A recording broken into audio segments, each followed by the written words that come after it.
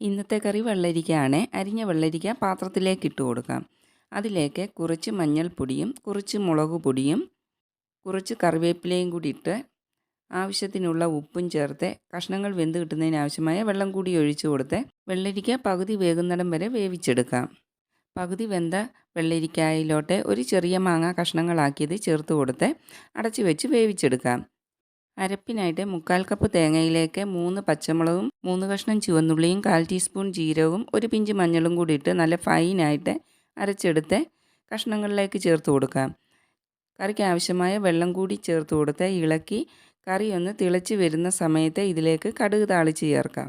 വെളിച്ചെണ്ണയിലേക്ക് കടുകും ഒരു പിഞ്ച് ഉലുവായും ഉള്ളി അരിഞ്ഞതും 2 വറ്റൽമുളകും കുറച്ച് കറിവേപ്പിലയും കൂടി ഇട്ട് മൂപ്പിച്ചെടുക്കാം. താളിച്ചത് കറിയിലേക്ക് ചേർത്ത് കൊടുക്കാം. നല്ല ടേസ്റ്റുള്ള ഒരു വെള്ളരിക്ക മാങ്ങ കറിയാണ് കേട്ടോ.